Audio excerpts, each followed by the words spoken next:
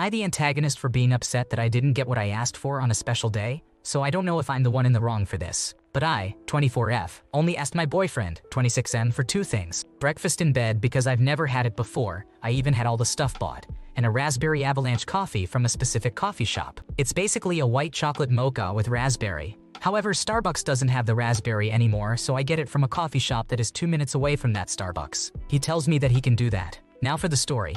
He went out last night and didn't get home until 4 o'clock in the morning, and when he did, he woke the baby up, so I was up with the baby and I didn't get much sleep. Come wake up time, he's still asleep, and when I wake him, he jokingly asks if I just want cereal instead. And I said I was really looking forward to the breakfast. He then asked if I want coffee, and I said yes, I want my raspberry avalanche from the coffee shop. He said that he wanted a refresher from Starbucks. He got dressed and then he left and said he'd make breakfast when he got back.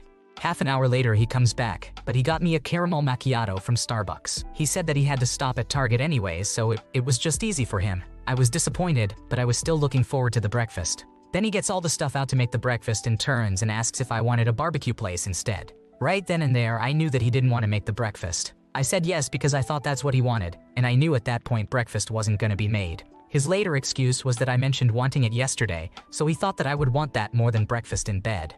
Long story short, we ended up not getting the barbecue place or eating at all. He waited 2 hours to leave the house to go get the food, and myself and the kids were starving. When he went to leave, I just told him never mind because I had lost my appetite because I was upset. I get called ungrateful and selfish. I take my son back to the bedroom to feed him, and he throws the gift he got me last night on the bed: roses, body scrub, and a card. I opened the card and nothing was written inside. It just completely broke my heart. And he said he didn't write in the card because I was being mean, and then threw a bunch of hurtful words at me, calling me ungrateful, a monster, and evil. I told him to go to his dad's house, and in my anger after his final insult was thrown, I threw the roses out on the front porch, and then was told I was a psycho.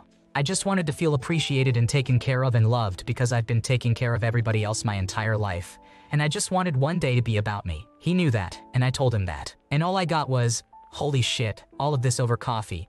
I don't know, maybe I'm crazy. I feel crazy. So Reddit, am I the asshole?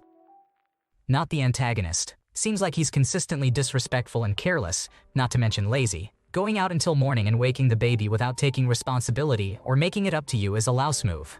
He can't even get you a simple coffee or make breakfast once in a year, yet he has the audacity to call you psycho. He's definitely not treating you right.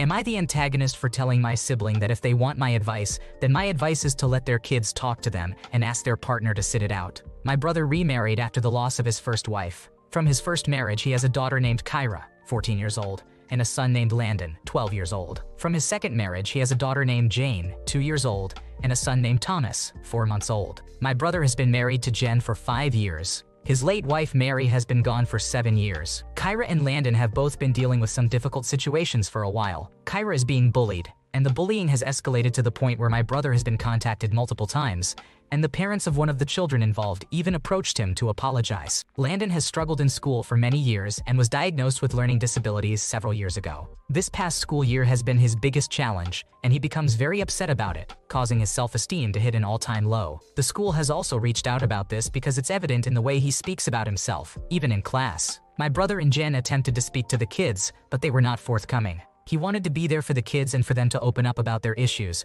but they remained closed off. When they did not open up, he decided that therapy could be beneficial. This led to him discovering that the kids do not want to talk to Jen or open up to her. He was distressed upon hearing this and wanted to understand why. The counselor explained that kids may not always open up to step-parents. My brother argued that Jen is just a parent, not a step-parent, but the counselor informed him that the kids do not see it that way. It has always been a parent, but my brother wanted to believe that, because their mom passed away, they needed a new mother figure and would connect with Jen. Jen shared the same belief. They attempted family therapy, but the kids refused to open up or communicate there as well, likely due to Jen's presence. My brother firmly believes this is the reason. He has been informed that the kids do want to speak to him, but he is frustrated because they refuse to open up. However, he has not tried speaking to them alone. He always includes Jen, and Jen feels that she needs to be involved. It has been acknowledged that the kids need to communicate with him at least.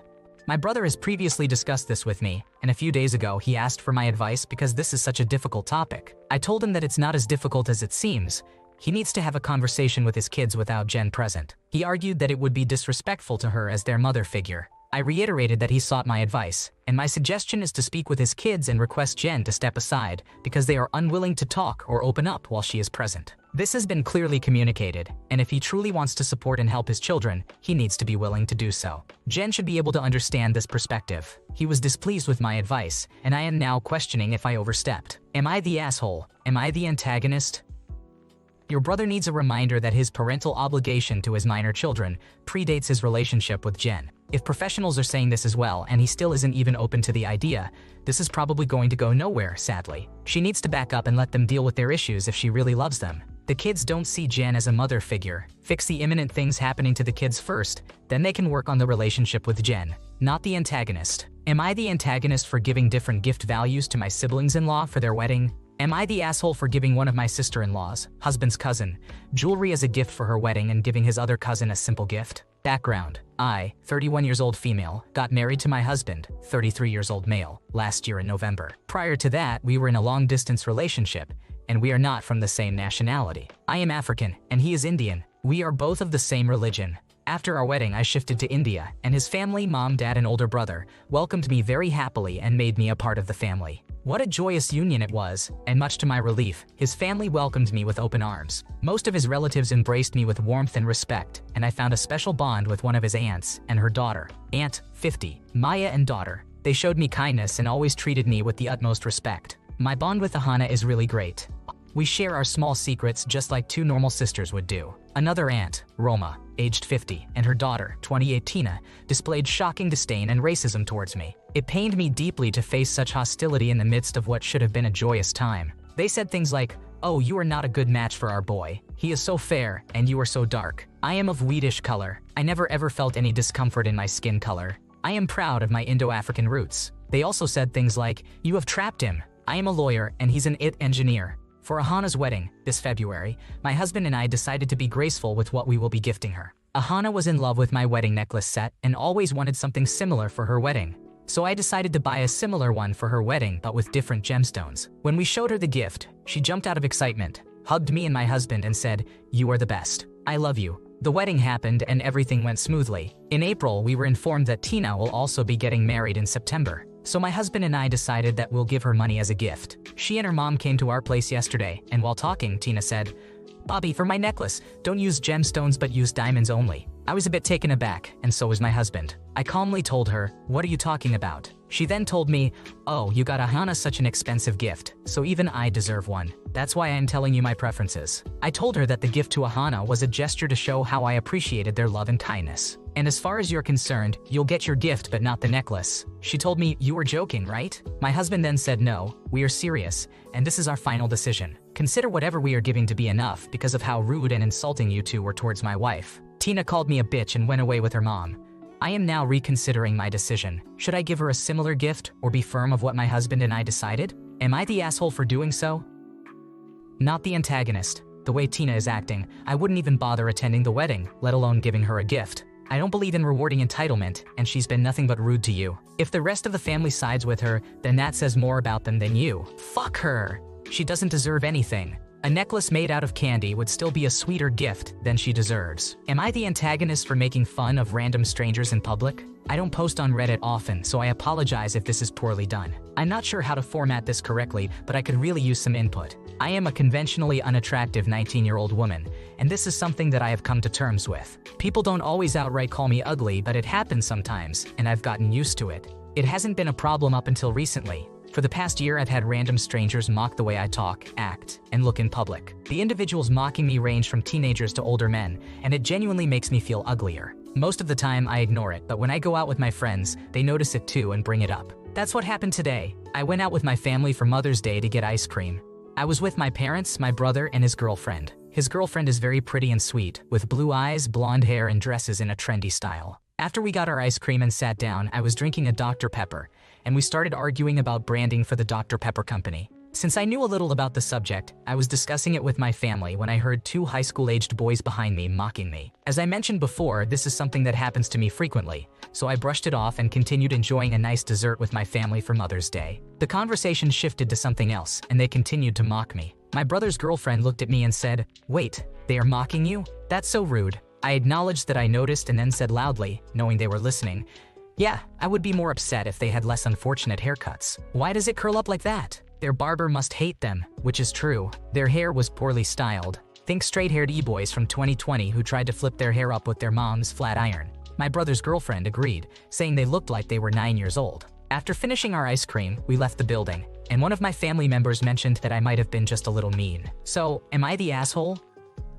Not the antagonist. Seriously, you didn't make fun of random teenage boys in public. It was those mean ones who were asking for it. If they can dish it out, they gotta learn to take it. Your comeback was pretty mild, and these us need to understand that actions have consequences. Your comment was probably even nicer than they deserved. Am I the antagonist for running away in the middle of a date to help my mother? Hello Reddit. I have been a long-time dweller, but this is my first time posting. I am using a burning account for obvious reasons. So I, 22 years old male, have been dating my girlfriend Susan, 21 years old female, not her real name, for a year now. Things have been great between us as we have good communication. I am posting this 2 days after her birthday, which is also when the incident happened. I'd like to say that I am very romantic, and my girlfriend can vouch for me. For her birthday, I had planned a whole day schedule of her favorite activities, along with some extras I added here and there, such as taking her to the movies, going out to Red Lobster, even though I do not enjoy seafood at all, and more. This is the part where my mother Claudia, 42 years old female, not a real name, comes into play. Due to medical issues, she is prone to having sudden epileptic attacks with no prior warning, so my stepdad Robert, 52 years old male, not a real name, and I have always been on the lookout and wary of this, hence we are in contact at least once a day. Now my girlfriend is very well aware of this, and I've warned her since day one. This never bothered her, and she's always been supportive of me and my father. I've grown close to him and sometimes call him dad. Even though my mom's attacks have interfered with our hangouts once or twice before. We were out at Red Lobster, and we were midway through our meal when I got a call. I picked up the phone since it was my stepdad. I might be the one at fault here because I dropped everything and took off running, as you all can expect. My mother had an attack, and my dad told me to come over. By the time I arrived, my stepdad informed me that things were under control, and it was just a scare because she suddenly felt dizzy, lightheaded, and her head started to hurt. I thought that would be the end of it, but it turned out to be a true attack as she started to have a seizure in the living room, and we had to rush her to the doctor. It took a good 30 minutes for her to stabilize, and I called my girlfriend to let her know that mom was okay, and that if she wanted, we could resume our date. She told me that she didn't want to anymore, and that I was at fault for leaving her like that and ruining her special day, which she has told her friends, who have sent me messages telling me how much at fault I am. So Reddit, am I the one at fault? You're the antagonist. Look, there's a big difference between answering the phone, not acknowledging your GF, and literally running away, and answering the phone saying to your GF mom's having an attack and running away. First, communicate with your GF instead of just leaving abruptly. Second, it's important to assess the actual urgency of the situation before making a hasty decision. Make sure your mom and stepdad can handle medical emergencies appropriately. This kind of behavior isn't fair to your GF, especially on her birthday. Am I the antagonist for refusing to pay back my brother and not telling my mother Happy Mother's Day? My wife and I just got home from a fishing trip with my family. I hired a charter to take us, and my brother rented an Airbnb for the whole family. No one asked him to, he just did it on his own. He chose a decent place, but there were a few issues. It was a no-smoking property, and almost all of us smoke in some capacity. There were also not enough beds, and he didn't take into account physical limitations of some of us. I have torn cartilage in both knees, and my wife had back surgery a few years ago. I ended up on a bunk bed on the second floor, and my wife on a very uncomfortable futon. Furthermore, rather than split the cost of the rental, he decided to divide the daily cost by the number of beds. If you wanted a bed, you pay the price even though not all beds are of equal quality. Everyone else sleeps for free. I told him that wasn't fair to everyone, and he agreed and made it so everyone else has to pay $30 a night for food, which my dad was supposedly buying, still waiting on confirmation from dad, without changing anything else regarding the beds. This was starting to sound like one of his scams. He has done things like this before his whole life. He hasn't been so bad since he had a son, so I gave him the benefit of the doubt. On the last day, all hell broke loose. My mother, brother, and sister were smoking all over the place. My mother bragged how she would not be caught, and when my wife found her butts, my mother made an underhanded comment that implied they belonged to a friend my wife brought along the first day. My brother stole my wife's medication. My sister stole a bunch of my fishing tackle and lost about $50 of lures. At night, my mother, sister, and brother got blackout drunk, trashed the place, and made my 5-year-old nephew cry, as well as harassed and angered myself, my wife, my father, and my uncle. My mother fell several times, and one of these times fell on my wife, causing her to fall on her back. There are bruises all along the part of her thigh where my mother's body collided with her. They have no respect for anyone, not even themselves. Certainly not me or the property owner. They ruined the entire trip, and my wife and I left early. My brother calls today, confessing he accidentally pocketed my wife's medication, asking if he could stop by and pick up the money I didn't pay him and he would give it back. I told him he was an asshole. he would never have mentioned the medication if I gave him the money, and there was no way I was paying him anything near the amount he asked me. I told my sister to pay me the money she owes me for the lures, along with a bunch of other money she owes me, and has been dodging, or I would escalate the situation. My mother, well, she isn't getting a happy Mother's Day from me, that's for sure. Am I the asshole for telling them to get bent and not paying even a fair share of what I owe for the rental? I feel like I should pay something, but none of them are sorry in the slightest. Maybe I should pay it to my dad. Not the antagonist. It sounds like you guys have a lot of other family issues going on and this just broke the camel's back. Give yourself some time to calculate what you believe you and your wife owe for this debacle and give it to your father to pass on to your brother. As an aside, you need to tell your brother he has two choices.